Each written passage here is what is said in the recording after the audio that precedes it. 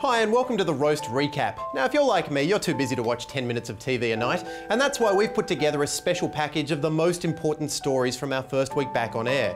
To kick things off, here's Mark Humphries with a selection of the headlines.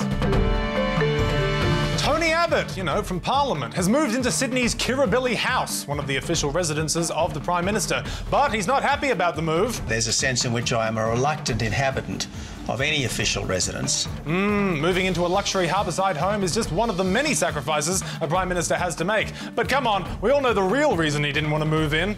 All right, Margie, now that we've moved in, how about you and I form a coalition under the covers? That's right, you be the dame and I'll be the knight. Wait a second, what's that? Oh my God, it's one of Rod's hairs. That's it, we're moving! The federal government has introduced a new fee that means filing for bankruptcy will cost $120. About time. People with no money have had it too easy for too long. So if you've only got $120 left to your name, now's the time to decide, do you declare bankruptcy or try to outfox the debt collectors and spend it on the best wig $120 can buy? The federal government expects to receive $3.5 million from the fee before the end of this financial year, or since you're dealing with broke people, a few months after this financial year, because they have this good new thing going, just give it a few months and they'll be rolling in it, promise. But now that it costs money to be bankrupt, how will people with no money raise the money to afford bankruptcy? Hi Kickstarter, I'm Mark Humphries and I'm broke as shit. But for just $120, you can help me make my dream of being officially declared broke as shit come true.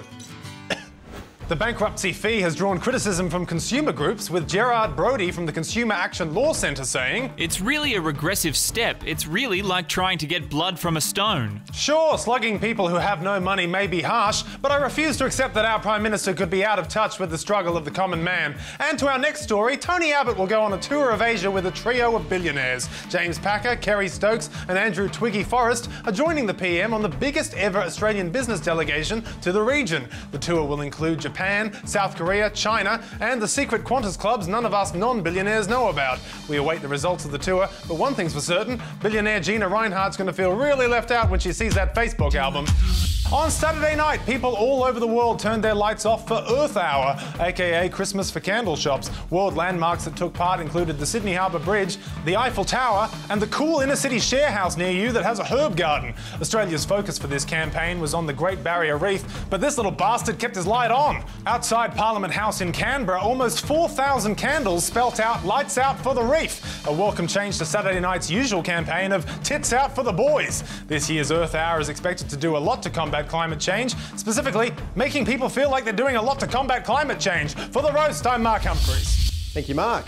Well, let's start with Monday, when we looked at asylum seekers, because this week saw 100 days go by without a boat arrival. A great achievement for the Abbott government, but at what cost? Don't try to be poignant, Tom. It's unbecoming. Let's see what we did. There is an even bigger problem on the horizon. Manus Island. You see, we've now got 1,300 people in legal limbo, stowed away on a violent island prison where 2 guards are suspected in the death of someone. So well done, the government. You've totally cane-toted the asylum seeker issue by replacing one problem with an even bigger one. You're like the world's worst parent. Dad! Dad, I'm scared! What is it, son? There's a monster under my bed. Oh, don't worry, my boy. In order to protect you from that monster, I've summoned an even bigger monster. Manus, the demon god of blood. Demon god of what? You're welcome, son. Good night. Oh, and try to stay calm. He can smell your heartbeat. Sweet dreams. Sleep tight, you growing man. Next up on Tuesday, we took a look at why 3-year election cycles don't work and took a stab at guessing what's going to be hit hardest in this year's coalition budget. Spoiler alert, it's the poor. They're getting boned again. Okay, it's not. Just watch. Treasurer Joe Hockey has announced he won't be announcing anything about the budget today. Although he did give some hints as to what it might be like, specifically that it would be heavy, crushing, and a burden. So that's bad news for anyone hoping it would be joyous, a triumph, and starring Daniel Day-Lewis. There have even been suggestions that the NDIS might be delayed, and Joe Hockey has warned that if we don't make big changes to the budget, Australia will have a lower quality of life. So how is the government going to sell this message to the public? Everyone will have to help to do the heavy lifting to get the Australian economy back to surplus. This is a burden we all have to share. Equally. All of us. Why are you only looking at me? We're not. No reason. Share the burden. Only fair, equal share. Canberra. Geez, I hope they set some money aside in the budget for better ads. And you see, the problem with governments coming and going every 3 to 6 years is that by the time the party in power has the budget where they want it, their turn's up and the other party comes in and changes everything. Hey, thanks so much for house sitting. Do you have any problems with the renovations? Oh, no, not at all. No, the renovators were perfect. Although I did have to change just a couple of your plans. Oh, that's great. Sorry. Changes? Yeah, just a couple of changes. Yeah. Take a look. Oh my God! You extended the toilet? What about the deck extension like I asked for? Oh, just like a really long toilet. Anyway, enjoy. Hey, what happened to the long toilet? Why is the deck bigger? Oh, it had to go. There was a long toilet in my small kitchen. Yeah. Now, are you okay to look after the place for a while? Sure. Great.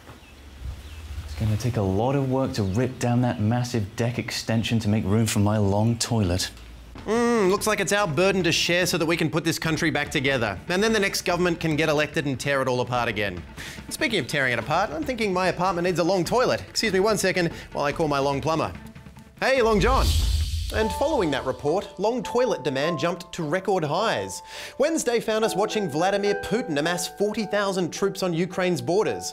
Now, say what you like about Putin, but know that whatever you say could distinctly impact your own mortality, so be careful. Still, for old school politicians like John McCain, John Kerry, and any of the Kennedys that might still be alive, a resurgent Russia must be pretty exciting. I mean, this is why they got into politics in the first place. 2 nuclear powers facing off, East versus West. It's 60s politics. Real politics with a capital P and a K at the end. They're getting into the mood.